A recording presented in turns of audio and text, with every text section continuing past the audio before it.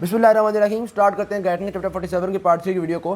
Part 2 की video के and में हमने ये बात डिस्कस की थी कि नर्वस सिस्टम के अंदर बहुत सारे न्यूरॉन पूल्स होते हैं। वैसे तो हर न्यूरॉन पूल की अपनी स्पेशल ऑर्गेनाइजेशन होती है, जिसकी वजह से हर न्यूरॉन पूल का अपना पर्टिकुलर फंक्शन होता है, लेकिन सारे न्यूरॉन पूल के अंदर कुछ कॉमन कैरेक्टरिस्टिक्स पाई जाती हैं। ठीक है, तो हम उन बेसिक्स ऑफ नर्वस सिस्टम को डिस्कस कर रहे थे। उसमें सबसे पहले हमने कहा था रिलेइंग ऑफ सिग्नल्स को देखा था, जिसमें हमने देखा था कि एक एक्सॉन जो आ रहा होता है उसके एक्सॉन टर्मिनल्स काफ़ी सारे स्प्रेड कर रहे होते हैं। एक एक्सॉन के टर्मिनल्स जितने एरिया में स्प्रेड किए हुए होते हैं उस सारे को हम कहते हैं स्टिमुलेटरी फील्ड। स्टिमुलेटरी फील्ड में कुछ पोस्ट सिनेप्टिक न्यूरॉन्स ऐसे होंगे जिनको ये हमेशा एक्साइट कर देगा, जिनमें ये हमेशा सुप्रा थ्रेशोल्ड स्टिमुलस प्रोवाइड कर देगा। तो उसको हमने कहा था कि भाई ये इस एक्सॉन की डिस्चार्ज जोन है, और बाकी कुछ न्यूरॉन्स ऐसे थे जिनमें सिर्फ सब थ्रेशोल्ड स्टिमुलस दिया था, तो हमने कहा था ये इस एक्सॉन की फैसिलिटेटेड जोन है। ठीक है, तो ये हमने एक्साइटेटरी एक्सॉन को देख लिया था। इसी तरह हमने कहा था कुछ इनहिबिटरी सिग्नल्स भी आ रहे होते हैं न्यूरॉन पूल के अंदर, तो ये चीज़ हमने डिस्कस की थी। अब हम देखते हैं डाइवर्जेंस ऑफ सिग्नल्स को। डाइवर्जेंस ऑफ सिग्नल में बेसिकली बड़ी सिंपल सी बात है। डाइवर्जेंस का मतलब क्या है कि मैसेज जो है वो डाइवर्ज कर रहा है, स्प्रेड कर रहा है, यानी कि एक न्यूरॉन मैसेज को लेके आ रहा था और फिर आगे 3 न्यूरॉन उस मैसेज को लेके फैल रहे हैं, 4 न्यूरॉन उस मैसेज को लेके फैल रहे हैं। तो ये हमारे पास डाइवर्जेंस। अब डाइवर्जेंस के हमारे पास दो तरह के कह लो उसके फंक्शंस हैं, या दो तरह की इसकी सिग्निफिकेंस है। एक होता है हमारे पास एम्पलीफाइंग ऑफ डाइवर्जेंस। अब देखो बात बेसिकली क्या है, बड़ी सिंपल सी चीज़ है। हम कहते हैं कि जी ये हमारे पास ब्रेन है और ये ब्रेन के अंदर सेरिब्रल कॉर्टेक्स की लेयर्स हैं, इसके अंदर एक पिरामिडल सेल होते हैं, मतलब पिरामिडल सेल्स भी होते हैं। अब एक पिरामिडल सेल कहता है कि बाइसेप को कॉन्ट्रैक्ट करवाओ, तो ये एक न्यूरॉन है ना, एक न्यूरॉन ने मैसेज भेजा बाइसेप को कॉन्ट्रैक्ट करवाओ। क्या बाइसेप एक न्यूरॉन के मैसेज से कॉन्ट्रैक्ट कर जाएगा? देखो हमने जब मसल्स को पढ़ा था तो आपको याद होगा हमने कहा था कि जी ये आपके पास अगर एक बड़ा सारा बाइसेप हो गया, इस बाइसेप के अंदर बहुत सारे मसल फाइबर्स मौजूद होंगे। ठीक है, हमने कहा था एक नर्व टर्मिनल या एक न्यूरॉन जो होता है वो चंद एक मसल फाइबर्स को एक्साइट कर पाता है, जिसको अगर आपको याद हो तो हमने कहा था मोटर यूनिट कहते हैं। ठीक है, कि एक नर्व फाइबर जो है वो मिसाल के तौर पे अगर 10 नर्व फाइबर्स को एक्साइट करता है तो वो 10 नर्व फाइबर्स को मिला के हम कहते हैं कि ये भाई एक मोटर यूनिट हो गया। तो इसका मतलब है एक न्यूरॉन तो तकरीबन 10-12 या एक छोटे से यूनिट के मसल फाइबर को कॉन्ट्रैक्ट करवा पाएगा। अगर पूरे बाइसेप को कॉन्ट्रैक्ट करवाना है तो उसके लिए तो बहुत ज़्यादा न्यूरॉन्स होने चाहिए ना, जो कि मुख्तलिफ जगह पर पहुँच रहे हों, मुख्तलिफ जगह पर बाइसेप को एक्साइट कर रहे हों। तो यहाँ पे तो सिर्फ एक न्यूरॉन मैसेज भेज रहा है। तो होता बेसिकली ये है कि जब ये एक न्यूरॉन आया, मिसाल के तौर पे थैलेमस में इसने सिनैप्स फॉर्म किए, तो ये ऊपर से तो एक ही न्यूरॉन आ रहा था, लेकिन थैलेमस से आगे 10-12 न्यूरॉन्स निकल गए। फिर ये 10-12 न्यूरॉन्स आगे लेके आए, मैसेज को लेके आए, करके करा के स्पाइनल कॉर्ड में पहुँच गए। और स्पाइनल कॉर्ड में मैंने आपको बताया हुआ कि ये जो एंटीरियर हॉर्न है ना, यहाँ से मोटर सिग्नल्स जाते हैं। ये 10-12 न्यूरॉन्स आए थे और स्पाइनल कॉर्ड में आके इन्होंने कोई 80-90 एंटीरियर मोटर न्यूरॉन्स को एक्साइट कर दिया, और फिर ये 80-90 एंटीरियर मोटर न्यूरॉन्स जाके पूरे बाइसेप को जो है वो एक्साइट कर देंगे। तो ये है एम्पलीफाइंग फंक्शन। एम्पलीफाइंग फंक्शन है यानी कि मैसेज एक से आया था लेकिन वो एम्पलीफाई हो गया, इंक्रीज हो गया। एक न्यूरॉन की बजाय 80-90 न्यूरॉन्स मैसेज को लेके गए हैं। ठीक है, तो हमने सिर्फ एम्पलीफाई किया, लोकेशन वही है जिस जगह पे इसने भेजने का कहा था उसी जगह पे पहुंचा है, सिर्फ एम्पलीफाई हुआ है। तो ये तो हो गया हमारे पास डाइवर्जेंस का पहला फंक्शन। फिर आता है डाइवर्जेंस का दूसरा फंक्शन। डाइवर्जेंस का दूसरा फंक्शन ये होता है बेसिकली कि एक मैसेज है वो एक से ज़्यादा जगहों पे भेजना है हमने। मिसाल के तौर पे आपके पास एक सेंसरी इन्फॉर्मेशन आती है कि आप रिफ्लेक्स आर्क हमने पढ़ी हुई है ना, उस रिफ्लेक्स आर्क में हम क्या कहते हैं कि जब भी कोई गर्म चीज़ लगती है तो फौरी तौर पे स्पाइनल कॉर्ड को मैसेज आता है और वो वापस आता है और हम हाथ को पीछे खींच लेते हैं। अब हुआ क्या, एक मैसेज आया कि जी कोई गर्म चीज़ इंसान को लग रही है, ये वाला मैसेज आया स्पाइनल कॉर्ड में। अब एक तो हम चाहते हैं कि ये मैसेज एंटीरियर मोटर न्यूरॉन को मिले ताकि हम उंगली को वापस खींच लें। दूसरा हम ये भी चाहते हैं कि ये मैसेज ब्रेन तक पहुंचे ताकि ब्रेन को पता चले कोई गर्म चीज़ लगी है। तीसरा शायद हम ये भी चाहते हैं कि ये वाला मैसेज सेरिबेलम तक पहुंचे। ठीक है, तो अब एक न्यूरॉन आ रहा है लेकिन हम मैसेज को कई जगहों तक पहुंचाना चाह रहे हैं, तो यहाँ भी होगी डाइवर्जेंस। लेकिन यहाँ पर डाइवर्जेंस होगी इनटू मल्टीपल ट्रैक्ट्स, यानी सिर्फ एक जगह पर नहीं मैसेज जा रहा। एक मैसेज तो भेज दिया हमने एंटीरियर मोटर न्यूरॉन्स को, एक मैसेज भेज दिया हमने ऊपर वो जो सेरिब्रल कॉर्टेक्स को, एक मैसेज भेज दिया हमने सेरिबेलम को।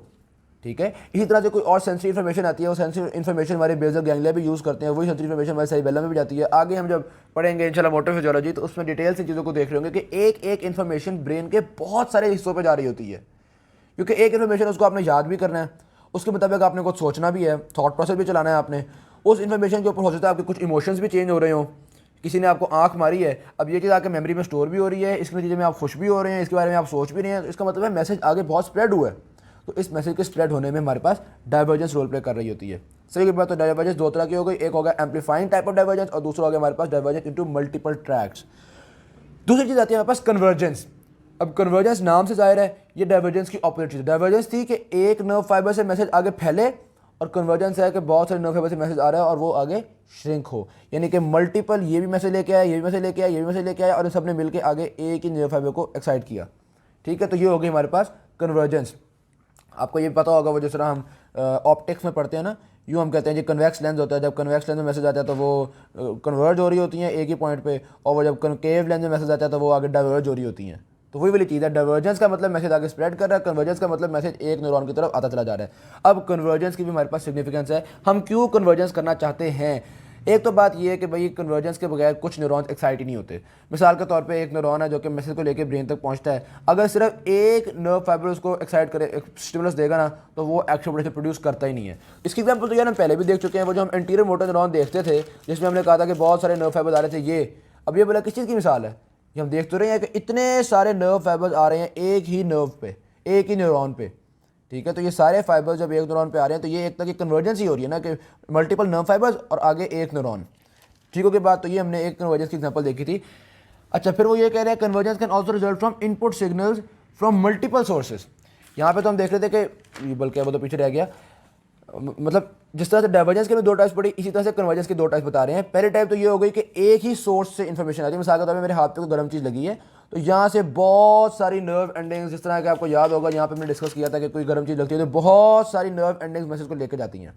ठीक है, तो बहुत सारी नर्व एंडिंग्स मैसेज को लेकर गई और आगे जाके उन्होंने एक न्यूरॉन को एक्साइट कर दिया और वो एक न्यूरॉन ब्रेन तक मैसेज को लेकर क्योंकि गर्म चीज़ लगी है। ये बात तो बड़ी सिंपल सी होगी।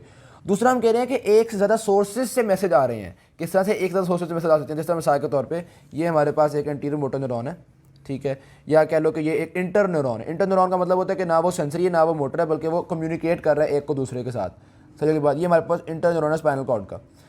अब इस इंटर न्यूरॉन के आगे ये एंटीरियर मोटर न्यूरॉन लगा हुआ है जो कि बाइसेप को कॉन्ट्रैक्शन के लिए बहुत सारे मैसेजेस भेजता है, या कह लो यहाँ पे बहुत सारे एंटीरियर मोटर न्यूरॉन है जो कि बाइसेप की कॉन्ट्रैक्शन के लिए मैसेज भेजते हैं।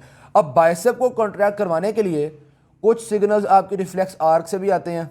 आपको पता है जैसी कुछ गर्म चीज़ लगती है फॉरन रिफ्लेक्स, जो आपका रिफ्लेक्स आर्क है, तो उसका मतलब बाइसेप को कुछ सिग्नल्स रिफ्लेक्स आर्क से भी आ रहे हैं। लेकिन कभी कभी आप बाइसेप को कॉन्शियसली भी तो कंट्रोल करते हो, तो इसका मतलब है बाइसेप को कॉन्ट्रैक्शन के लिए कुछ सिग्नल्स ऊपर सेरिब्रल कॉर्टेक्स से भी आ रहे हैं, कुछ सिग्नल हो सकता है आपके सेरिबेलम से भी आ रहे हो। तो एक ही न्यूरॉन पे मुख्तलिफ साइट्स से सिग्नल्स आ रखे हैं, तो ये है कन्वर्जेंस फ्रॉम डिफरेंट एरियाज। तो एक दफ़ा अगर मैं इसको रिवाइज कर दूं तो एक हमने कहा डाइवर्जेंस होती है एम्पलीफाइंग टाइप, उसमें हमने देखा था एक न्यूरॉन से मैसेज आया था और वो आगे फैलता चला गया था, एक ही साइड पे पहुंचा लेकिन बहुत सारे न्यूरॉन्स लेके पहुंचे। सही। दूसरा हमने देखा मुख्तलिफ ट्रैक्स में, यानी कि सिग्नल आया और ब्रेन में मुख्तलिफ जगहों पर भेज दिया गया। फिर कन्वर्जेंस में भी हमने देखा कि एक कन्वर्जेंस होती है मुख्तलिफ ट्रैक से, यानी मुख्तलिफ जगहों से मैसेज एक न्यूरॉन पे कन्वर्ज हो गया। और दूसरी कन्वर्जेंस हमने ये देखी थी कि बहुत सारे न्यूरॉन मिल के एक न्यूरॉन को एक्साइट कर सके, और वो बहुत सारे न्यूरॉन जो है वो किसी एक ही साइड से आ रहे थे। ओके बात ऑलराइट जी, यहाँ पे सिंपल बातें थी। आगे आते हैं हमारे पास neuronal circuit with both excitatory and inhibitory output signals. अब बड़ी इंटरेस्टिंग सी बात है, देखो होता बेसिकली क्या है, अगर आपके ब्रेन ने यहाँ से सिग्नल भेजा है स्पाइनल कॉर्ड को कि भाई इस एल्बो को कॉन्ट्रैक्ट करवाओ, ठीक है। अब अगर एल्बो कॉन्ट्रैक्ट कर रही है तो आपको पता है कि एल्बो की कॉन्ट्रैक्शन, ये अगर हमारे पास एल्बो है, एल्बो की कॉन्ट्रैक्शन के अंदर बाइसेप जो है वो एक्साइट होता है, कॉन्ट्रैक्ट करता है, और जो ट्राइसेप है वो इनहिबिट हो रहा है। तो क्या ब्रेन अलग अलग मैसेज भेजेगा कि भाई बाइसेप को कॉन्ट्रैक्ट करवाओ, भाई ट्राइसेप को रिलैक्स करवाओ? ऐसी बात नहीं है। यहाँ पे हमारे पास कुछ सर्किट्स होते हैं बड़े ज़बरदस्त किस्म के। मैंने आपको एक बात पहले भी बताई थी कि स्पाइनल कॉर्ड के अंदर कुछ चीज़ें फीड हुई हुई हैं, कुछ सर्किट्स फीड हुए हुए हैं। अब स्पाइनल कॉर्ड के अंदर एक सर्किट फीड हुआ हुआ होता है, उसके मुताबिक होता क्या है, जब यहाँ से मैसेज आया कि इस कोहनी को कॉन्ट्रैक्ट करवा दो, तो वो एक ऐसा ख़ास सर्किट था जो फौरी तौर पर ट्राइसेप को रिलैक्स होने का मैसेज भेज देगा और बाइसेप को एक्साइट होने का मैसेज भेज देगा। ब्रेन से सिर्फ एक न्यूरॉन मैसेज को लेके आया है, सिंगल मैसेज आया है कि कोनी को कॉन्ट्रैक्ट करवा दो, सिंगल इंपल्स आई है इस पर्टिकुलर सर्किट में। लेकिन ब्रेन को पता है जब मैं इस सर्किट में इंपल्स भेजूंगा तो ये सर्किट खुद ब खुद कोनी को कॉन्ट्रैक्ट करवा देगा, क्योंकि इस सर्किट में ऐसी चीज़ें फीड हुई हुई हैं जो एक मसल को एक्साइट करती हैं, एक मसल को इनहिबिट करती हैं। ठीक है, तो ऐसे सर्किट्स को हम नाम देते हैं रेसिप्रोकल इनहिबिशन सर्किट्स।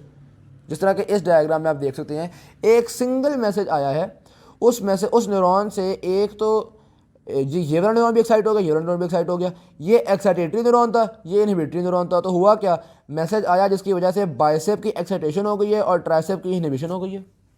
सुभान अल्लाह, काम नहीं हो गया। तो ये जो सर्किट्स हैं, इस तरह के सर्किट्स आपको हमारे स्पाइनल कॉर्ड के अंदर फीड हुए हुए होते हैं। ब्रेन को सिर्फ ये पता था कि मैंने फलाने सर्किट को एक्साइट करना है तो ये कोनी कॉन्ट्रैक्ट हो जाएगी, फलाने को एक्साइट करना है तो कोनी रिलैक्स कर देगी। अब जो कोनी की रिलैक्सेशन वाला सर्किट होगा वो सर्किट क्या करेगा, ट्राइसेप को एक्साइट कर देगा, बाइसेप को इनहिबिट कर देगा। इस तरह का रेसिप्रोकल सर्किट स्पाइनल कॉर्ड में बना हुआ है। तो बहुत थाउजेंड ऑफ सर्किट्स हमारे स्पाइनल कॉर्ड के अंदर बने हुए होते हैं। तो ये बात तो हमने यहाँ पे रेसिप्रोकल इनहिबिशन सर्किट को देख लिया। नेक्स्ट आता है हमारे पास प्रोलॉन्गेशन ऑफ सिग्नल। ये सारे हम न्यूरॉन पूल के कैरेक्टरिस्टिक्स देख रहे हैं। न्यूरॉन पूल के अंदर बड़ी बड़ी स्टिमुलेटरी फील्ड्स भी होती हैं, न्यूरॉन पूल के अंदर इनहिबिशंस भी होती हैं। हर न्यूरॉन पूल के अंदर कोई ना कोई जगह पर डाइवर्जेंस भी हो रही होती है, हर न्यूरॉन पूल के अंदर कन्वर्जेंस भी हो रही होती है, फिर हर न्यूरॉन पूल के अंदर कुछ ऐसी चीज़ें भी होती हैं जो कि प्रोलॉन्गेशन ऑफ सिग्नल को कॉज कर रही होती हैं। सही है, तो हम न्यूरॉन पूल के कैरेक्टरिस्टिक्स देख रहे हैं। अच्छा, अब प्रोलॉन्गेशन ऑफ सिग्नल का क्या मतलब है कि एक मैसेज आया, एक सिंगल इम्पल्स आई है, लेकिन आगे बहुत सारी इम्पल्सेस सेंड की गई, यानी कि आगे उस मैसेज को प्रोलॉन्ग किया गया है। सिंगल, जिस तरह मिसाल के तौर पे एक दफ़ा किसी ने आंख मारी, अब किसी ने आंख मारी है, मेरी आंख ने एक दफ़ा इस चीज़ को देख लिया, तो ये एक सिंगल स्टिमुलस है, लेकिन मैं उसके बारे में सोची जा रहा हूँ, तो ये ब्रेन में चीज़ बार बार चल रही है ना, आगे तो प्रोलॉन्ग सिग्नल डेवलप हो गया ना। आगे भी हम इसकी बहुत सारी एग्जांपल देखेंगे प्रोलॉन्ग सिग्नल्स की। पहले हम देखते हैं कि जी क्या क्या हमारे पास फीचर्स हैं या किस तरीके से प्रोलॉन्गेशन ऑफ सिग्नल की जा सकती है। नंबर एक आता है हमारे पास सिनैप्टिक आफ्टर डिस्चार्ज। इसमें मतलब ये है कि एक सिनैप्स था जी, जब यहाँ से सिग्नल आया, सिग्नल तो आ गया मिसाल के तौर पे 1 मिली सेकेंड में, तो बजाय इसके कि ये वाला जो न्यूरॉन है वो 1 मिली सेकेंड के लिए एक्साइट रहता है, ये वाला न्यूरॉन तकरीबन 5 मिली सेकेंड के लिए एक्साइट रह रहा है। तो ये प्रोलॉन्गेशन होगी ना। अब ये वाला 5 मिली सेकेंड के लिए एक्साइट क्यों रह रहा है, उसकी मल्टीपल रीजन होती है। जैसे मिसाल के तौर पे हो सकता है कि इस न्यूरॉन से थोड़ा सा लॉन्ग टर्म न्यूरोट्रांसमीटर रिलीज हुआ है, जैसा कि न्यूरोपेप्टाइड्स, जो कि होता है इसके मेटाबोट्रोपिक रिसेप्टर्स पे लग गए, जो कि सेकंड मैसेंजर सिस्टम थे, और ये वाला जो न्यूरॉन है ये काफ़ी देर के लिए एक्साइट रहा, 5 मिली सेकंड 50 मिली सेकंड के लिए एक्साइट रहा। तो ये हमारे पास प्रोलॉन्गेशन ऑफ सिग्नल हो गई कि मैसेज जो आया था वो तो 1 मिली सेकंड में आ गया था, लेकिन ये वाला न्यूरॉन तकरीबन 50 मिली सेकंड के लिए एक्साइट रहा। तो ये कहलाती है सिनैप्टिक आफ्टर डिस्चार्ज, कि एक दफ़ा हमने एक्साइट कर दिया लेकिन उसके बाद भी ये एक्साइट रहा है काफ़ी देर तक। ये होगी हमारे पास सिनैप्टिक आफ्टर डिस्चार्ज। यहाँ पे ये बात बताई थी, गुड होगी बात। नेक्स्ट आता है हमारे पास ऑसिलेटरी सर्किट्स, जिसको हम कहते हैं रिवर्बरेटरी सर्किट्स। यार ये बड़ी इंटरेस्टिंग सी चीज़ है। रिवर्बरेटरी सर्किट्स के आपको यहाँ पे मुख्तलिफ डायग्राम्स उन्होंने शो की हुई है, मैं एक एक को एक्सप्लेन करता हूँ। पहले वाला हमारे पास सिंपलेस्ट सर्किट है रिवर्बरेटरी सर्किट। क्या हुआ जी, ये एक एक्सॉन टर्मिनल है जो कि मैसेज को लेके आया, ये एक्साइटेटिव मैसेज को लेके आया, मतलब ये बिल्कुल एक दफ़ा 1 मिली सेकंड मैसेज को ले आया, मैसेज को लाके इसने इस वाले न्यूरॉन को एक्साइट कर दिया। अब ये वाला जो न्यूरॉन है ना, इसके कुछ फाइबर्स तो आगे जा रहे हैं मजीद किसी और को एक्साइट करने, और कुछ फाइबर्स वापस आके इस प्री सिनैप्टिक न्यूरॉन को एक्साइट कर देते हैं। और जब वापस ये वाला न्यूरॉन एक्साइट हो जाएगा तो दोबारा यहाँ पे एक एक्शन पोटेंशियल डेवलप हो जाएगा, फिर मैसेज जाएगा, फिर दोबारा ये एक्शन पोटेंशियल डेवलप हो जाएगा, फिर मैसेज जाएगा, और ये तो मैसेज चलता ही रहेगा। ठीक है, तो काफ़ी देर तक मैसेज चलता रहता है, सिग्नल प्रोलॉन्गेशन हो जाती है। एक बात हो गई। अच्छा, फिर अगला सर्किट देखें, ये थोड़ा सा मजीद कॉम्प्लेक्स सर्किट है। इसमें हम देख सकते हैं कि ये एक न्यूरॉन नहीं इन्वॉल्व, बल्कि यहाँ से ये वाला न्यूरॉन ये वाला न्यूरॉन इसको एक्साइट कर रहा है, ये वाला इसको एक्साइट कर रहा है, और फिर ये वापस इन दोनों को एक्साइट कर देता है कि भाई दोबारा मुझे मैसेज भेजो। ये दोबारा एक्साइट होते हैं, ये दोबारा। तो ये भी हमारे पास एक और एग्जाम्पल ऑफ रिवर्बरेटरी सर्किट है। सही होगी बात। अब तीसरा रिवर्बरेटरी सर्किट देखिएगा, इसके अंदर उन्होंने फैसिलिटेशन और इनहिबिशन का कांसेप्ट भी दिया हुआ है कि भाई एक रिवर्बरेटरी सर्किट तो है, उसमें एक मैसेज है, वो बार बार मैसेज रोटेट करता चला जा रहा है, लेकिन कुछ फैसिलिटेटरी फाइबर्स भी आ रहे हैं और कुछ इनहिबिटरी फाइबर्स भी आ रहे हैं। यानी कि जब यहाँ से कोई मैसेज आएगा तो इस सर्किट के अंदर रिवर्बरेशन होती चली जाएगी, सिग्नल जो है वो बार बार रोटेट करता चला जाएगा। अगर फैसिलिटेटरी सिग्नल आए तो हो सकता है सिग्नल ज़्यादा स्पीड से रोटेट करे, और अगर इनहिबिटरी सिग्नल्स आए तो हो सकता है इस सिग्नल की जो रेपिटेशन है वो कम हो जाए, या इसकी रेपिटेशन बिल्कुल ही ख़त्म हो जाए, या ये सिग्नल बिल्कुल ही फौत हो जाए। ठीक है, तो रिवर्बरेटरी सर्किट्स में फैसिलिटेशन और इनहिबिशन भी होती है, यानी एक्साइटेटरी और इनहिबिटरी फाइबर्स भी आ रहे होते हैं। समझ में आ गई बात? ऑल राइट जी। अच्छा जी, फिर अच्छा अब एक चीज़ आप सोचते होंगे कि यार ये क्या बात हुई, अगर ये मिसाल के तौर पे ये सिग्नल है तो एक दफ़ा सिग्नल आया था, बाकी पूरी ज़िंदगी ये सिग्नल आगे चलता ही रहेगा? नहीं, ऐसी बात नहीं है। ये सिग्नल ख़त्म भी हो सकता है। कैसे ख़त्म हो जाएगा? सिनैप्टिक फटीग की वजह से। हमने बताया था ना कि बार बार जब एक सिनैप्स एक्साइट होता है तो उसके न्यूरोट्रांसमीटर आहिस्ता आहिस्ता खत्म होना शुरू होते हैं, और वो चीज़ सिनैप्टिक फटीग। तो इस डायग्राम में आप देख सकते हैं, एक दफ़ा इनपुट आया, अगले वाला एक्साइट हुआ। ये देखो, एक दफ़ा इनपुट सिग्नल आया, जो अगला न्यूरॉन है वो पहले तो एक्साइट होता गया, फिर एक्साइट होने के बाद आहिस्ता आहिस्ता इस वाले न्यूरॉन के एक्शन पोटेंशियल की फ्रीक्वेंसी कम होती गई, आहिस्ता आहिस्ता कम होती गई, आहिस्ता आहिस्ता कम होती गई। एक वक्त आया कि बिल्कुल ही ख़त्म हो गई। ये कौन सा वक्त आया है? जब न्यूरोट्रांसमीटर्स ख़त्म हो चुके हैं और अगले वाले में एक्शन पोटेंशियल प्रोड्यूस नहीं हो सका। ठीक है, पहले तो हम बहुत ही सुप्रा थ्रेशोल्ड स्टिमुलस दे रहे थे, फिर और बहुत ज़्यादा स्टिमुलस दे रहे थे, फिर आहिस्ता आहिस्ता इसके अंदर एक्साइटेशन कम होती गई और फिर एक वक्त आया एक्साइटेशन थ्रेशोल्ड से भी कम होगी, तो फौरी तौर पे इसके अंदर एक्शन पोटेंशियल प्रोड्यूस होना खत्म हो जाएंगे। तो ये देखो excitation of post synaptic neuron कम होती गई, जैसे ही थ्रेशोल्ड से कम होगी फौरी तौर पर इसके अंदर एक्शन पोटेंशियल प्रोड्यूस होना खत्म हो जाएंगे, फौरी तौर पर आउटपुट इंपल्सेस जो है वो खत्म हो जाएंगी। क्लियर हो गई बात, इसमें भी कोई ऐसी डिफिकल्टी नहीं थी। ऑल राइट जी, अब हम थोड़ा बहुत इसको मज़ीद डिटेल से देखेंगे जिसमें हमारे पास एग्जांपल्स आ रही होंगी। एक तो बात वो डिस्कस कर रहे हैं कि जी अच्छा हाँ, ये हमने कहा ना कि जो सिग्नल है वो आहिस्ता आहिस्ता ख़त्म हो जाते हैं। यहाँ पे हमने देखा ना कि सिग्नल आहिस्ता आहिस्ता ख़त्म हो जाते हैं। अगर फैसिलिटेटरी सिग्नल्स आ रहे हैं तो ये सिग्नल काफ़ी देर बाद ख़त्म होंगे, अगर इनहिबिटरी सिग्नल्स आ रहे हैं तो हो सकता है ये सिग्नल जल्दी ख़त्म हो जाए। ठीक है, तो फैसिलिटेटरी और इनहिबिटरी सिग्नल्स जो है वो हर चीज़ को रेगुलेट कर सकते हैं, वो फ्रीक्वेंसी ऑफ आउटपुट सिग्नल्स को भी रेगुलेट कर सकते हैं, कितनी देर तक आउटपुट सिग्नल्स ने ख़त्म होना है इस चीज़ को भी रेगुलेट कर सकते हैं। तो ये सारी चीज़ें हमारे पास चल रही होती हैं एक इसके रिवर्बरेटरी सर्किट के अंदर। नेक्स्ट आते हैं हमारे पास continuous signal output from some neuronal circuits, यानी कुछ न्यूरॉनल सर्किट्स ऐसे होते हैं जहाँ से कॉन्टिन्यूस सिग्नल जाता रहता बस जाता ही रहता है। अब ऐसे सिग्नल्स कैसे पैदा हो गए यार, ये क्या चक्कर हुआ? तो दो तरह के सर्किट्स हो सकते हैं जो कि कॉन्टिन्यूस सिग्नल आउटपुट कॉज करें। नंबर एक, इंट्रिंसिक न्यूरॉनल एक्साइटेबिलिटी, यानी कोई ऐसा सर्किट है जिसको हर वक्त इंपल्स मिलती जा रही है तो वो एक्साइटेड रहता है, हर वक्त इंपल्स मिलती जा रही है। ठीक होगी बात। इस तरह के सर्किट्स हमारे सेरिबेलम में पाए जाते हैं, इस तरह के सर्किट्स हमारे इंटरन्यूरॉन्स और स्पाइनल कॉर्ड में पाए जाते हैं। यार आप वैसे भी अगर एग्जांपल लो, जिस वक्त आप खड़े हुए हो तो जो आपके एंटी ग्रेविटी मसल्स हैं, यानी कि टांग के वो मसल्स हैं जो कि हर वक्त कॉन्ट्रैक्टेड रहते हैं आपको खड़ा रखने के लिए, तो इसका मतलब है अब सेरिबेलम आपको पता है इक्विलिब्रियम में बड़ा रोल प्ले कर रहा होता है, एंटी ग्रेविटी रोल प्ले कर रहा होता है। इसका मतलब है कि उन मसल्स को, टांगों के उन मसल्स को मुसलसल इंपल्सेस मिलती जा रही हैं। ठीक है, तो यहाँ पे कॉन्टिन्यूस डिस्चार्ज हो रहा होगा और सेरिबेलम मुसलसल इंपल्सेस भेजिएगा कि भाई तुम कॉन्ट्रैक्टेड रहो, फिर कॉन्ट्रैक्टेड रहो, लगा रहेगा। सही होगी बात। तो ये एक तो हमारे पास इंट्रिंसिक न्यूरॉनल एक्साइटेबिलिटी की वजह से कॉन्टिन्यूस डिस्चार्ज होता है। अच्छा, अब आप सोचोगे कि यार ये खुद ब खुद कैसे मैसेज आता रहता है? यार कई दफ़ा कुछ न्यूरॉन्स की जो एक्साइटेबिलिटी होती है वो इतनी ज़्यादा होती है, जैसे मिसाल के तौर पे हम आम न्यूरॉन के बारे में कहते हैं कि यार उसका थ्रेशोल्ड होता है -45। ठीक है, तो रेस्टिंग मेम्ब्रेन पोटेंशियल है -65। जब भी एक्साइटेबिलिटी की वजह से ये -45 तक पहुंचेगी तो एक्शन पोटेंशियल जाना शुरू हो जाएगा। ठीक है, अब हर न्यूरॉन का अपना अपना थ्रेशोल्ड होता है, हो सकता है किसी न्यूरॉन का थ्रेशोल्ड -65 हो, तो रेस्टिंग मेम्ब्रेन पोटेंशियल में भी वो एक्साइटेड ही रहेगा।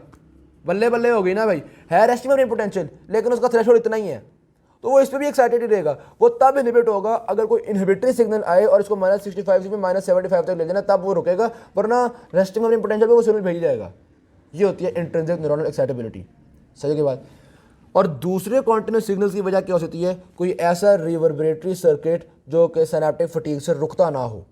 ठीक है, तो उसमें भी जाहिर सी बात है वो कॉन्टिन्यूस सिग्नल भेजता रहेगा, सारी ज़िंदगी भेजता रहेगा चाहे। एक तो ये हमने देखा कि इसकी एक और एग्जांपल है हमारे पास। अब ये वाले कॉन्टिन्यूस सिग्नल्स कहाँ पे पाए जाते हैं अगर हम इसकी एग्जांपल देखें, एक तो वो यहाँ पे आपको समझाना चाह रहे हैं कि यार अगर आप लोग फिजिक्स ज़्यादा अच्छी जानते हो तो आपको पता होगा कि रेडियो सिस्टम के अंदर भी आपको पता है ना बेसिकली जो रेडियो ये भी वेव्स ही होती है ना, तो इनकी वेव्स की फ्रीक्वेंसी इंक्रीज़ या फ्रीक्वेंसी डिक्रीज़ करके हम सिग्नल्स को ट्रांसमिट कर रहे होते हैं। ठीक है, अगर एक चैनल से दूसरा चैनल लग रहा है रेडियो का तो फ्रीक्वेंसी इंक्रीज डिक्रीज ही हो रही है ना, जाहिर सी बात है। तो इसी तरह का काम कुछ यहाँ पे भी हो रहा होता है कि ब्रेन का एक ऐसा एरिया जिसने ठान लिया कि उसने पूरी ज़िंदगी सिग्नल भेजते रहने हैं रिवर्बरेटरी सर्किट की वजह से, सिर्फ इन सिग्नल्स को इंक्रीज या डिक्रीज हो जाएगा बस। हमें पता है रिवर्बरेटरी सर्किट में सिग्नल्स इंक्रीज या डिक्रीज तो हो ही सकते हैं। इसकी एग्जांपल है आपके पास ऑटोनॉमिक नर्वस सिस्टम। जिस तरह मिसाल के तौर पर अब आपकी गट है, वो हर वक्त उसके अंदर कुछ ना कुछ टोन रहती है। वेरी सिमिलरली आपकी जो ब्लड वेसल्स हैं, ब्लड वेसल के अंदर हर वक्त कुछ ना कुछ कंस्ट्रिक्शन होती है, जिसको हमने CVS में कहा था कि उसको हम कहते हैं vasomotor tone of the blood vessel. कि कोई ब्लड वेसल कंप्लीटली फ्लैसिड नहीं होती, वो थोड़ी कॉन्ट्रैक्टेड या ज़्यादा कॉन्ट्रैक्टेड वो हर वक्त होती ज़रूर है। जब फैसिलिटेटरी सिग्नल्स आएंगे तो ज़्यादा कॉन्ट्रैक्शन हो जाएगी, हम कहते हैं वेजो कंस्ट्रिक्शन हो गई। जब इनहिबिटरी सिग्नल्स आएंगे तो कॉन्ट्रैक्शन कम हो जाएगी, हम कहते हैं वेजो डायलेशन हो गई। ठीक है, तो कॉन्ट्रैक्शन हमेशा रहती है, वो ज़्यादा या कम ज़रूर हो सकती है। तो जैसा कि यहाँ पे आगे सिग्नल्स ने जाते रहना है, कभी ज़्यादा सिग्नल हो जाएंगे, कभी कम सिग्नल हो जाएंगे। सही के बाद, तो हमारे नर्वस सिस्टम में कुछ सर्किट्स ऐसे हैं जो कि हर वक्त कॉन्टिन्यूसली सिग्नल्स देते रहते हैं। क्यों देते रहते हैं? या तो इंट्रिंसिक न्यूरॉनल एक्साइटेबिलिटी होती है या फिर कोई रिवर्बरेटरी सर्किट होता है जो कि थकते ही नहीं है। कॉन्टिन्यूस सिग्नल भी क्लियर हो गया आपको। एक और चीज़, एक और करैक्टरिस्टिक नर्वस सिस्टम की, और वो है rhythmical signal outputs. Rhythmical signal outputs का मतलब है कि हर थोड़ी देर बाद सिग्नल भेजा जाता है। अब कुछ रिदमिकल, जिस तरह मिसाल के तौर पे आपकी जो ब्रीदिंग है, क्या हर थोड़ी देर बाद ब्रेन कहता नहीं है कि सांस को अंदर के ले लो? फिर निकाल दो, फिर अंदर ले लो, फिर निकाल दो। तो हर थोड़ी देर बाद आपका ये ब्रेन सिग्नल दे रहा है ना, तो इसका मतलब है एक रिदम तय हुआ हुआ है। इस रिदम के मुताबिक हर थोड़ी देर बाद सिग्नल आएगा, फिर सिग्नल खत्म होगा, फिर सिग्नल आएगा, फिर सिग्नल खत्म होगा, ऐसे ही चल रहा है ना। हाँ, कुछ फैक्टर्स इस रिदम को तेज़ या स्लो ज़रूर कर सकते हैं। जैसे अगर ऑक्सीजन की कमी हो रही है तो एक्साइटेटरी सिग्नल्स भेजे जाएंगे रिदमिकल सेंटर को कि भाई ब्रीदिंग को तेज़ कर दो, तो ब्रीदिंग ज़्यादा तेज़ हो जाएगी, रिदम ज़्यादा तेज़ हो जाएगा। और आप सोए हुए हैं, बिल्कुल बंदा रिलैक्स है, तो ब्रीदिंग स्लो हो जाएगी, रिदम स्लो हो जाएगा। लेकिन रिदमिकल सिग्नल चलता चला जाएगा, वो अपना कंटिन्यू होता चला जाएगा। सही है। वेरी सिमिलरली आप वॉक कर रहे हैं, इसमें भी रिदमिकल सिग्नल है। एक दफ़ा कहा है कि इस टांग को पीछे करो, इसको आगे करो, फिर इसको आगे करो, पीछे करो, फिर हम दोबारा पहले वाला मैसेज भेजेंगे कि भाई इसको पीछे करो, इसको आगे करो। तो ये भी एक रिदम नहीं है, बार बार हम उस रिदम में सिग्नल भेजते चले जा रहे हैं। सही बात। तो हमारे पास रिदमिकल सिग्नल्स की एग्जांपल होती हैं। अलबत्ता कुछ रिदमिकल सिग्नल्स ऐसे होते हैं जो सारी ज़िंदगी चलते रहते हैं, जैसा कि ब्रीदिंग। तो कुछ होते हैं continuous through out the life, और दूसरे रिदमिकल सिग्नल्स, अब आप सारी ज़िंदगी चलते तो नहीं रहते, तो क्या वजह है? कुछ रिदमिकल सिग्नल ऐसे होते हैं जिनको स्टार्ट करने के लिए इंपल्स देनी पड़ती है, फिर वो चलते रहते हैं। जिस तरह मिसाल के तौर पे अगर आपने वॉक करना शुरू करनी है, तो पहले ब्रेन मैसेज भेजेगा स्पाइनल कॉर्ड के किसी ऐसे सर्किट को कि भाई वॉक करना शुरू करो, और फिर वो आगे रिदमिकल सिग्नल अपना काम करेगा। सही की बात। तो कुछ रिदमिकल सिग्नल सारी ज़िंदगी चलते रहते हैं, और कुछ रिदमिकल सिग्नल्स को एक दफ़ा इनपुट स्टिमुलस देना पड़ता है। बस इनपुट स्टिमुलस दे दो, फिर वो आगे काम करता चला जाएगा। सोचने की बात यह है रिदमिकल सिग्नल्स का क्या मैकेनिज्म है, किस तरह से काम चल रहा है। तो रिदमिकल सिग्नल्स की भी रीज़न रिवर्बरेटरी सर्किट ही होते हैं, कि वो ऐसा कुछ सर्किट तगड़ा किस्म का बना हुआ होता है जिसमें कॉन्टिन्यूस सिग्नल तो नहीं आता है, एक दफ़ा आया, पूरा घूम घुमा के थोड़ी देर बाद दोबारा सिग्नल आ गया, फिर पूरा घूम घुमा के थोड़ी देर बाद एक और एक्शन पोटेंशियल प्रोड्यूस हो गया। तो बस इस तरह से एक रिदम के मुताबिक चलता रहता है। फैसिलिटेट करोगे तो ज़्यादा जल्दी होना शुरू हो जाएगा, इनहिबिट करोगे तो थोड़ा स्लो होना शुरू हो जाएगा। फैसिलिटेट करोगे तो बंदा जल्दी से सांस लेना शुरू कर देगा, स्लो कर दोगे तो बंदा स्लो सांस लेना शुरू कर देगा। गुड हो गई बात। यहाँ तक हमने मुख्तलिफ characteristics of a neuron pool discuss किए। हमने बताया कि उसमें रिदमिकल सिग्नल्स भी होते हैं जो कि हमेशा रह सकते हैं या इनपुट पे स्टार्ट हों। उसमें कॉन्टिन्यूस सिग्नल्स भी होते हैं जो कि इंट्रिंसिक न्यूरॉन एक्साइटेबिलिटी से भी हो सकते हैं, रिवर्बरेटरी सर्किट से भी हो सकते हैं। हमने कहा न्यूरॉन पूल के अंदर रिवर्बरेटरी सर्किट होते हैं जो कि कुछ थोड़े डिले वाले होंगे, मतलब थोड़ी प्रोलॉन्गेशन वाले होंगे, कुछ बहुत ज़्यादा प्रोलॉन्गेशन वाले होंगे। इस तरह की बहुत सारी चीज़ें जो हमने यहाँ पर डिस्कस कर ली हैं। अच्छा, अब यहाँ पे वो एक बात डिस्कस कर रहे हैं कि हमारा जो ब्रेन है, देखो पूरा ब्रेन जो है ना वो एक ना जैसे कनेक्टेड है। जैसे मिसाल के तौर पे ये सेरेब्रल कॉर्टेक्स है, सेरेब्रल कॉर्टेक्स थैलेमस से कनेक्टेड है, ठीक है। आगे थैलेमस का कनेक्शन सबस्टेंशन नाइग्रा से भी है, थैलेमस का कनेक्शन ब्रेन स्टेम से भी है। ब्रेन स्टेम को देखो तो वो स्पाइनल कॉर्ड से कनेक्टेड है, स्पाइनल कॉर्ड ना सिर्फ ब्रेन स्टेम से कनेक्टेड है बल्कि सेरेबेलम से भी, यानी कि पूरा ब्रेन डायरेक्टली या इनडायरेक्टली बाकी हर पार्ट से कनेक्टेड होता ज़रूर है। सही होगी बात। तो अगर इस तरह का सिस्टम है तो फिर तो भाई होगा ये, एक सिग्नल आया थैलेमस में, थैलेमस से यहाँ भी चला गया, सेरेब्रल कॉर्टेक्स में भी चला गया, वो बेसल गैंग्लिया में चला गया, सारे एकदम एक्साइट हो गए। जब ये पूरा एक्साइट हो जाएगा, ये पूरा यहाँ तक पहुँच गया, ये भी एक्साइट हो गया, तो दोबारा स्पाइनल कॉर्ड को एक्साइट कर देगा, वो दोबारा ऊपर, तो ये तो दोबारा एक दूसरे को एक्साइट करते रहेंगे, और जो पूरा ब्रेन है वो हर वक्त सारे एक्साइट रहेगा। और नए आने वाले सिग्नल को हम इग्नोर कर देंगे, हम कहेंगे भाई हम पहले ही एक्साइट हो गए, नए आने वाले सिग्नल महसूस ही नहीं हो सकेगा, और पूरा ब्रेन एक्साइट हुआ है, दौरा पड़ जाएगा, सारे मसल्स कॉन्ट्रैक्टेड रहेंगे। तो कुछ इस तरह की गड़बड़ होती है हमारे पास एपिलेप्टिक सीरीज में। कुछ पोर्शन ऑफ द ब्रेन हर मुसलसल एक्साइट रहता है, ठीक है। फिर सारी वजह सिनेप्टिक फटीग की वजह से एपिलेप्टिक सीरीज खत्म हो जाता है। लेकिन हमने कहा कि भाई ये तो होता है एपिलेप्टिक सीरीज में, तो नॉर्मल इंसान में क्या चीज़ होती है जो कि कंट्रोल करती है? जाहिर सी बात है कुछ ना कुछ इनहिबिटरी चीज़ें होंगी जो कि इन घूमने वाले सिग्नल्स को कंट्रोल कर लेती हैं। तो क्या इनहिबिटरी चीज़ें हैं? दो तरीक़ों से काम होता है। एक तो होते हैं हमारे पास इनहिबिटरी फीडबैक सर्किट्स। ये इनहिबिटरी फीडबैक सर्किट्स क्या करते हैं? जिस तरह मिसाल के तौर पे ये जाने वाली एक न्यूरॉन है, इस न्यूरॉन ने जाके आगे इस वाले को एक्साइट किया, इसने आगे जाके इस वाले को एक्साइट करना था, इसने आगे जाके इस वाले को एक्साइट करना था। तो यहाँ पे एक और न्यूरॉन होगा जो कि वापस इसको जाके इनहिबिट कर देगा, इसको जाके कहेगा कि भाई यहाँ तक मैसेज पहुँच गया, अब अगर गलती से तुम्हारे तक मैसेज, तुम दोबारा एक्साइट ना हो जाना, तुम अपना काम कर चुके हो, तुमने जिसको मैसेज पहुँचाया था पहुँच गया, ठीक है, अब औखे ना होना बहुते। तो ये काम इस तरह के इनहिबिटरी फीडबैक सर्किट्स होते हैं। ख़ास तौर पर हमारा सेंसरी नर्वस सिस्टम है उसमें काफ़ी सारे इस तरह के सर्किट्स होते हैं कि अगर एक सर्किट, एक पेन का स्टिमुलस आई जा रहा है तो ब्रेन के कुछ एरिया होते हैं वो कहते हैं भाई ठीक है, हमें पता चल गया पेन आ रही है, तो मज़ीद सिग्नल खुदा का वास्ता ना भेजो। सही की बात, ये बताया जाता है भाई पेन आ रही है, तो ब्रेन के कुछ एरिया होते हैं जो कि उसको इनहिबिट करते हैं, भाई बस कर दो, पता है क्या पेन आ रही है, ठीक है, मज़ीद ना बताना, हमें जितना बता रहे हो उतना काफ़ी है। इसकी एग्जांपल आपको याद होगा, हमने जब न्यूरोट्रांसमीटर डिस्कस किए थे तो मैंने कहा था सेरोटोनिन जो होता है वो इस तरह का काम करता है। ये बल्कि डायग्राम आज भी बनी हुई है कि यहाँ पे हमने डिस्कस किया था कि ये यहाँ से सेरोटोनिन रिलीज होता है जो कि यहाँ पे पेन पाथवेज को इनहिबिट कर रहा होता है। तो इस तरह के कुछ इनहिबिटरी सर्किट्स होते हैं जो कि स्टेबलाइज कर रहे होते हैं हमारे इस नर्वस सिस्टम को। सही है। एक बात, दूसरा वो कह रहे हैं कि हमारे कुछ न्यूरोनल पूल्स इस तरह के होते हैं जो कि एक इनहिबिटरी कंट्रोल कर रहे होते हैं बहुत बड़े ब्रेन के एरिया पे। सही होगी बात। तो दो तरीके के हमने इनहिबिटरी सर्किट्स देख लिए, एक इनहिबिटरी फीडबैक सर्किट्स और एक हमने कहा न्यूरोनल पूल्स के अंदर कुछ कैरेक्टरिस्टिक्स होती हैं जो कि इनहिबिशन कॉज करवा रही होती हैं। दूसरी वजह होती मतलब एक तो इनहिबिटरी सर्किट हो गए, मैकेनिज्म ऑफ स्टेबलाइजिंग। दूसरा मैकेनिज्म ऑफ स्टेबलाइजिंग होता है सिनेप्टिक फटीग, यानी कि अगर मैसेज पूरे ब्रेन में फैलना शुरू हो गया है तो आहिस्ता आहिस्ता वो जो साइनैप्स हैं वो साइनैप्स थकना शुरू हो जाएंगे, उन साइनैप्स के न्यूरोट्रांसमीटर खत्म होना शुरू हो जाएंगे और वो मैसेज को आगे नहीं पहुंचाएंगे। तो सिनेप्टिक फटीग की वजह से भी ये जो stabilization of the brain, stabilization of the nervous system हो जाती है। और ये बात भी आपको पता ही है कि शुक्र है ये एपिलेप्टिक सीजर्स भी जब खत्म होते हैं तो वो सिनेप्टिक फटीग की वजह से खत्म हो रहे होते हैं। सही हो गई ना बात। तो स्टेबलाइजेशन दो तरीके से हो रही है, एक इनहिबिटरी सर्किट्स की वजह से और एक सिनेप्टिक फटीग की वजह से। आगे एक और चीज़ आती है नए वाली और वो है adjustment of the pathway sensitivity. Basically यहाँ पर चक्कर ये होता है कि हमारे बहुत सारे पाथवेज हैं, बहुत सारे सेंसरी पाथवेज हैं, बहुत सारे मोटर पाथवेज हैं, इसमें तो कोई शक नहीं है। अगर किसी पाथवे से सिग्नल बहुत ज़्यादा आना शुरू हो गया है तो आहिस्ता आहिस्ता उस पाथवे को हम इनहिबिट करते हैं कि यार इस पाथवे की सेंसिटिविटी कम होनी चाहिए। इनहिबिट तो नहीं, सेंसिटिविटी को कम कर देते हैं, ठीक है। और अगर कोई पाथवे उससे कोई मैसेज आता ही नहीं है तो उस पाथवे की सेंसिटिविटी ज़्यादा रहती है कि यार यहाँ से कभी कोई, जिस तरह मिसाल के तौर पे वो कहते हैं ना बार बार का आना जाना कदर घटा देती है। कोई मेहमान जो रोज़ रोज़ आता रहता है, रोज़ रोज़ आता रहता है, रोज़ रोज़ आता रहता है, तो फिर हम हर दफ़ा उसके लिए बहुत बड़ी दावत नहीं करते, फिर हम बस एक डिश रख देते हैं कि बस ठीक है। और जो कोई साल बाद आ रहे हैं या 5 साल बाद अमेरिका से मेहमान आ रहे हैं उनके लिए तो जनाबे वाले चरगे बन रहे हैं और जी एहतमाम है पूरा, ठीक है। तो हम ज़्यादा अच्छा वेलकम करते हैं जो थोड़ा आता है। सही होगी बात। ये वैसे अच्छी बात नहीं, इस तरह करना नहीं चाहिए, लेकिन मैं बहरहाल एक नेचर बता रहा हूँ। तो वेरी सिमिलरली हमारे जो पाथवेज हैं वो ज़्यादा सेंसिटिव हुए हुए होते हैं उन मैसेजेस के लिए जहाँ से मैसेजेस कम आते हैं, ठीक होगी बात। अब ये सेंसिटिविटी किस तरह से चेंज करती है, एक तो शॉर्ट टर्म एडजस्टमेंट है, एक लॉन्ग टर्म एडजस्टमेंट है। शॉर्ट टर्म एडजस्टमेंट किस तरह से होती है जनाब वाली, वो होती है हमारे पास सिनेप्टिक फटीग के मैकेनिज्म से। आप भी कहोगे यार हर जगह सिनेप्टिक फटीग आ जाता है, मैं एक्सप्लेन करता हूँ ना, सिनेप्टिक फटीग की हर जगह कुछ ना कुछ सिग्निफिकेंस ज़रूर है। अब यहाँ पे सिनेप्टिक फटीग किस तरह से काम कर रहा है, बात बेसिकली ये है कि अगर एक पाथवे में बार बार मैसेज आते चले जा रहे हैं तो पहली दफ़ा तो सिनेप्स सही से मैसेज को भेजेंगे, दूसरी दफ़ा सिनेप्स कहेंगे भाई न्यूरोट्रांसमीटर थोड़े से कम हो चुके हैं, थोड़ी कम एक्साइटेबिलिटी कॉज करेंगे, तीसरी दफ़ा थोड़ी मजीद कम एक्साइटेबिलिटी कॉज करेंगे। तो आहिस्ता आहिस्ता अगर बार बार मैसेज आई जा रहा है एक ही पाथवे में तो आहिस्ता आहिस्ता सिनेप्स जो है वो आदि होते चले जाएंगे। जिस तरह कि यहाँ पे आप देख सकते हैं, पहली बार मैसेज आया तो हमने इतना कॉज किया, दूसरी बार मैसेज आया तो थोड़ा कम कॉज किया, तीसरी बार आया तो हमने थोड़ा मजीद कम कॉज किया। समझ में आ गई बात। यहाँ पर फ्लेक्सर रिफ्लेक्स बता रहे हैं कि एक दो फ्लेक्सर रिफ्लेक्स चेक किया तो बहुत ज़्यादा फ्लेक्शन हुई, दूसरी बार किया तो थोड़ी कम फ्लेक्शन हुई, तीसरी बार थोड़ी और कम फ्लेक्शन हुई। तो ये काम चल रहा था हमारे पास। अब इसमें अगर आप फ़ौरन एक के बाद फ़ौरन दूसरा करना शुरू कर देंगे, फ़ौरन तीसरा करना, तो ज़्यादा फटीग हुई भी होगी। अगर आप फ़ौरन करना शुरू कर देंगे तो ज़्यादा बड़ा डिक्रीज़ आएगा।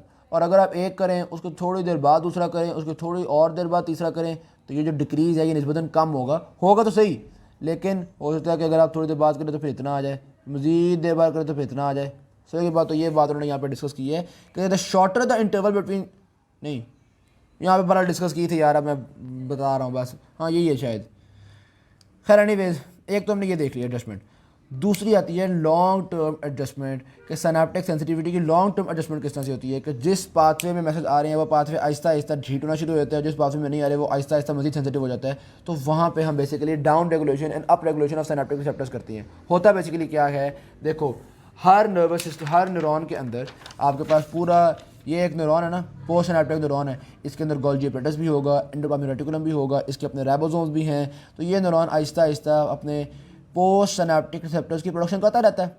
सेल की एक प्रोटीन ही है ना, तो वो पोस्ट सिनेप्टिक रिसेप्टर्स की प्रोडक्शन करता रहता है, मजीद रिसेप्टर्स ऐड ऑन करता रहता है। अगर तो मैसेज आई जाएंगे तो आहिस्ता आहिस्ता ये जो रिसेप्टर्स है ना ये इनहिबिट होना शुरू होते हैं, आहिस्ता आहिस्ता ये रिसेप्टर्स मेम्ब्रेन से उतरना शुरू होते हैं। तो जहाँ से ज़्यादा मैसेज आ रहे हैं वहाँ पे पोस्ट सिनेप्टिक रिसेप्टर थोड़े होंगे, यानी कि सेंसिटिविटी थोड़ी होगी, गुड होगी बात। और जहाँ पे मैसेज आते ही नहीं है, कभी कभार आते हैं, तो वहाँ पे जब तक मैसेज नहीं आ रहा हम मज़ीद रिसेप्टर लगाई जाएंगे। हम कहेंगे अच्छा मैसेज नहीं आ रहा चलो खैर है, मैं तो रिसेप्टर बनाऊँ अपने, हम मज़ीद रिसेप्टर लगाई जाएंगे। इसका मतलब है जहाँ पे मैसेज थोड़े आते हैं वहाँ पे रिसेप्टर्स बहुत ज़्यादा हैं, वो वाला पाथ से बहुत सेंसिटिव है, गुड होगी बात। तो ये वाली बात उन्होंने यहाँ पे डिस्कस की हुई है कि जहाँ पे मैसेज ज़्यादा आते हैं वहाँ पे हमारी सेंसिटिविटी कम है, जहाँ पे मैसेज थोड़े आते हैं वहाँ पे आहिस्ता आहिस्ता सेंसिटिविटी ज़्यादा हो जाती है। तो ये सेंसिटिविटी की चेंज आ रही है लॉन्ग टर्म और ये सेंसिटिविटी की चेंज आ रही है शॉर्ट टर्म। लॉन्ग टर्म आती है with the down regulation and up regulation of synaptic receptors और शॉर्ट टर्म आती है विद सिनेप्टिक फटीग। अगर ये सारी रेगुलेशन ना होती, सारे ही सिस्टम एक्साइट रहते तो भाई बहुत ख़राब काम हो जाते। जिस तरह वो यहाँ पे बता रहे हैं कि हो सकता है कॉन्टिन्यूस मसल क्रैम्प्स होते, एक मसल पे अगर कोई स्टिमुलस पड़ रहा है तो बार बार क्रैम्प्स हो ही जाए जाएँ हुई जाएँ, वो शुक्र है कि हम कहते हैं कि यार ये स्टूडेंट्स बड़ी देर से पढ़ रहा है तो इसको ज़्यादा कम रिस्पॉन्ड करो, ठीक है। कहीं पे आवाज़ें आ रही हैं और हम वो आवाज़ें ही गूंजती रहती है कानों में, तो भाई हम कहते हैं कि भाई इस वक्त शोर बहुत है तो आवाज़ों को थोड़ा इग्नोर करो, जो चीज़ नज़र आ रही है उस पर गौर। तो हम इस तरह की चीज़ों को रेगुलेट करते रहते हैं। अगर बहुत सारी आवाज़ें आ रही हैं तो आहिस्ता आहिस्ता हम उनके आदी हो जाते हैं। बहुत ज़्यादा ये नहीं है कि अगर किसी जगह पे बैठे हुए हैं वहाँ पे खुसर फुसर हर तरफ हो रही है तो आप हर वक्त उसी को सोचते रहेंगे, तो वहाँ पे वही चलता रहेगा। और नहीं भाई, हम आहिस्ता आहिस्ता उसको इग्नोर करना शुरू कर देते हैं। तो ये अल्लाह का शुक्र है, बड़ा अच्छा मैकेनिज्म है। Thank you very much. Video अच्छी लगी शेयर कीजिएगा, चैनल को सब्सक्राइब कीजिएगा। अल्लाह हाफ़िज़।